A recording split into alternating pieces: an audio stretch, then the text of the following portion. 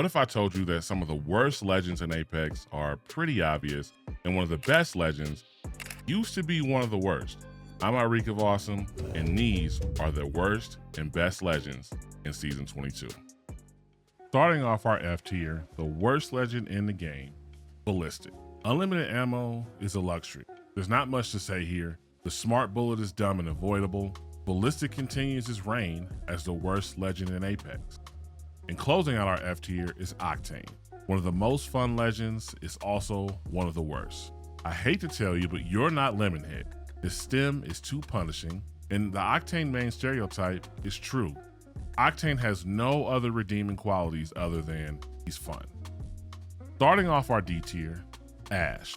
A rumored rework for Ash can't come soon enough because Ash is pretty bad. The snare is not as effective as it should be. The ult never gone far enough. And if you want to know where enemies are, play a recon character. Mirage. Season 22 brought many changes. One of them is being able to see the health of enemies you do damage to.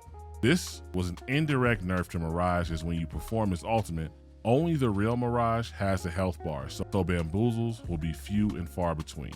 Still a lot of fun to play, but Mirage has taken a step back. Next up is our C tier, but before we start, what tier would you put your favorite legend? Comment below. Go ahead, I'll wait. Starting off the C tier is Seer. Least picked legend this season and still one of the lowest this season. Bloodhound nerf gave Seer some resurgence and some comp viability, but past season nerfs are leaving Seer behind. Plus, Seer is not an easy legend to play. Being able to cancel his abilities is strong, but Seer needs buffs to be relevant again. Wraith. I know. Reek, but her portal. The only thing good about Wraith in Season 22 is her hitbox. The Into the Void tactical sucks now, and Wraith will be mid until they revert it back to its former glory. Sorry, not sorry, Wraith mains. Gibraltar. Bottom of the pick list, seemingly forever. The meta of Apex will have to change dramatically for Gibraltar to be useful.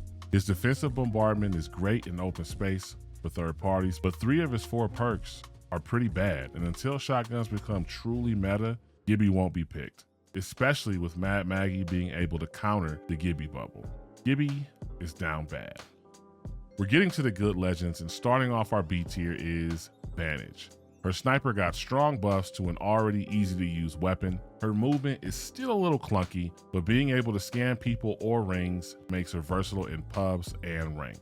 Her main drawback is she's still a big back girl, big old hitbox. But despite what you think, Vantage is a good legend in Season 22. Loba. On a map that seemingly has no loot, Loba will be very useful. Her passive is mid at best, but useful off drop. Loba's a solid pick in Season 22. Her bracelet will help with some of the verticality E-District has to offer, even if it is a bit clunky.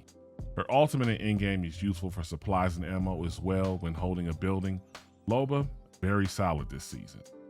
To be clear, all of the controller legends are good, especially with an extra 25 health when in zone. This is especially strong in the first zone as many players will still be on white. Catalyst is the worst of the control legends, but that's because they're all really good. Her catwall doesn't play that well on E-District as teams spend way more times in buildings. However, Cat still holds down a building really well. Control legends got a buff of being able to remove tacticals, looking in the general direction of them, but that doesn't apply to Cat. Either way, Cat is a very strong legend in Season 22.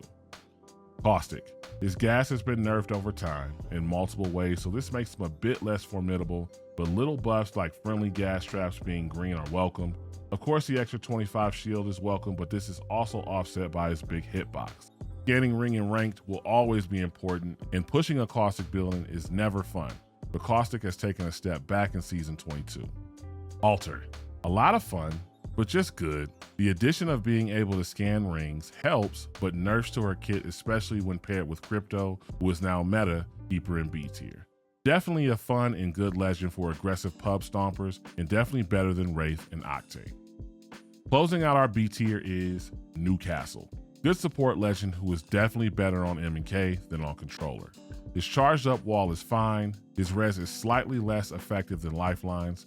The mobile shield is where he shines as you can use it to push into fights. Newcastle is a solid support legend. Starting off our A tier is Rampart, who saw buffs with a quicker ult time, and similar to Vanish or Octane, she gets multiple Sheilas but can only place down one.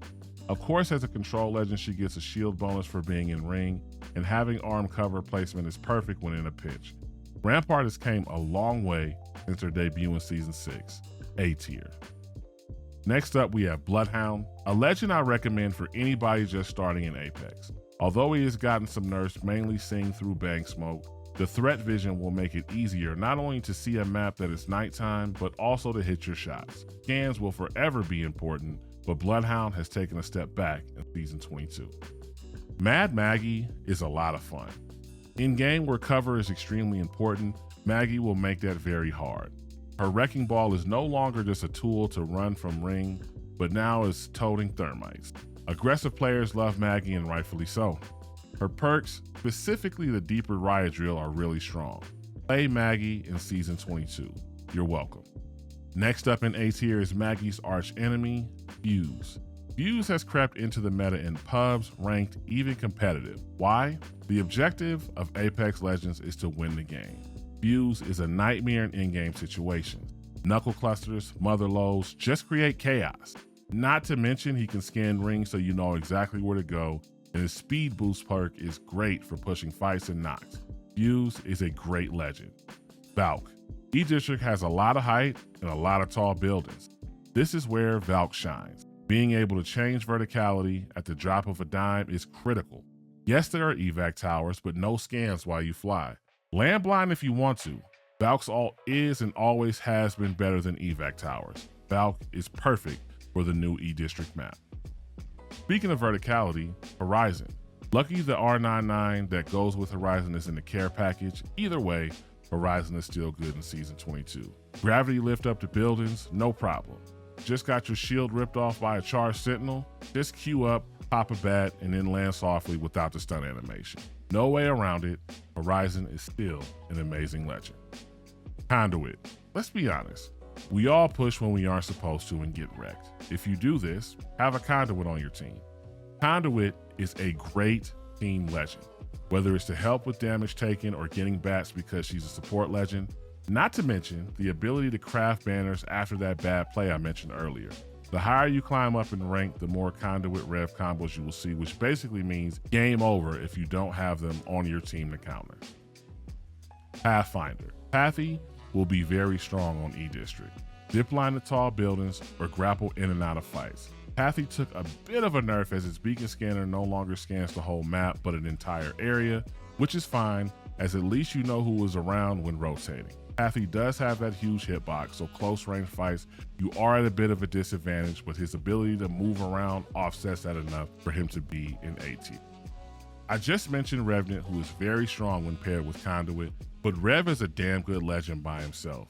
Climb those tall buildings, crouch faster than everybody else. If you make a mistake, pop ult for an extra 75 health, or shadow pounce out to heal, and do the same to get right back in the fight.